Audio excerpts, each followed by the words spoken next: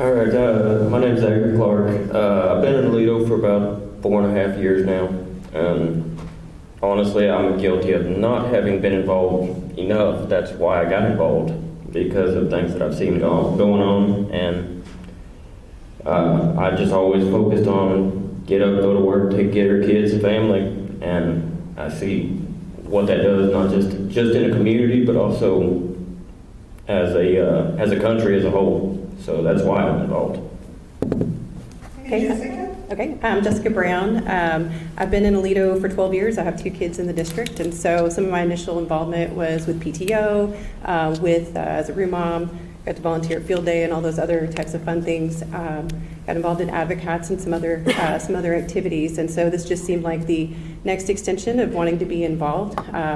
I saw that I really wanted to be engaged at a different level. I saw that some of my skill set as an engineer and others and planner, that would be a benefit to the district, and so I've tried to leverage that in my role on the board.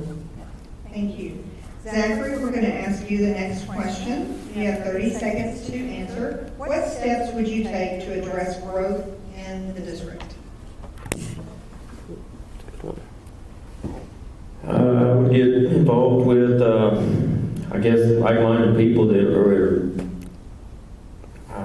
I think it takes community involvement. Actually, reach out to the community and find out what we can do, where we can cut taxes, where we can alleviate things that'll help with.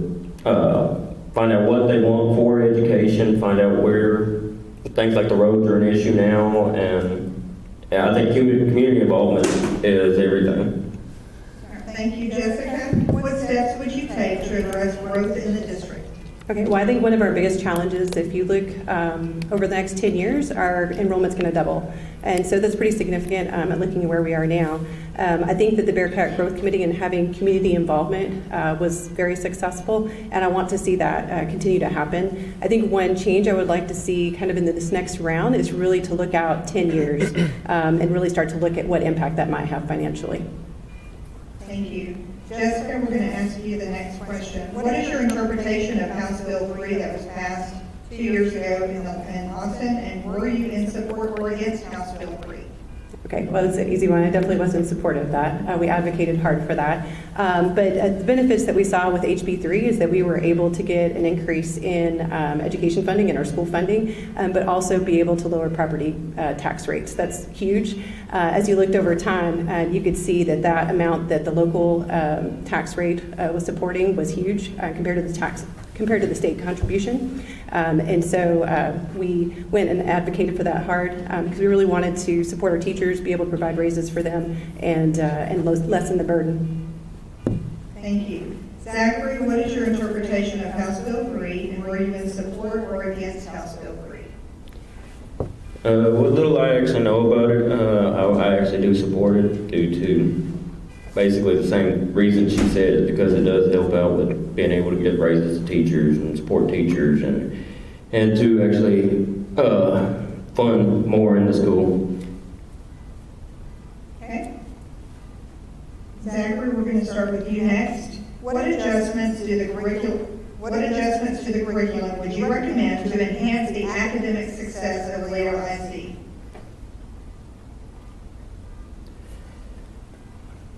I would definitely enhance history, a deep dive into history and the effects that it has on the culture, not just in the past, but in today's society and going forward, because it seems to shape everything that happens, and that would be I would put a deep dive into history.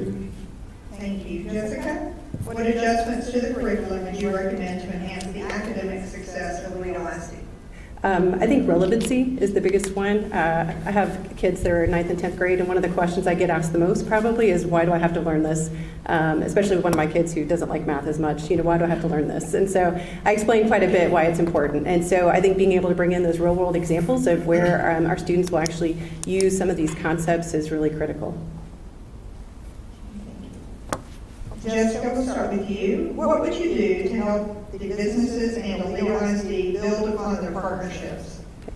I think, one thing that we kind of reinvigorated this past year was the Bearcat Backer Program, and I'd like to see us maybe continue to do that a little further, try to encourage some of our businesses. I think as we've gone in and done advocacy at Austin, being able to bring in our different businesses and being able to have them advocate to our legislators and our legislators being able to hear what's important to them is critical. And so I think just kind of continuing to develop and expand those different partnerships. Thank you.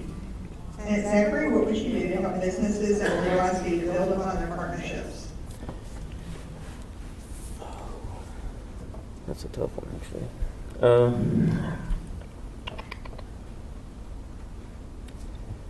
I think, I don't know if I have a real good answer on that right off. I went blank. That's okay. Jessica, we're going to start with you. You have 1 minute to wrap up and say whatever that you didn't have an opportunity to finish. Okay.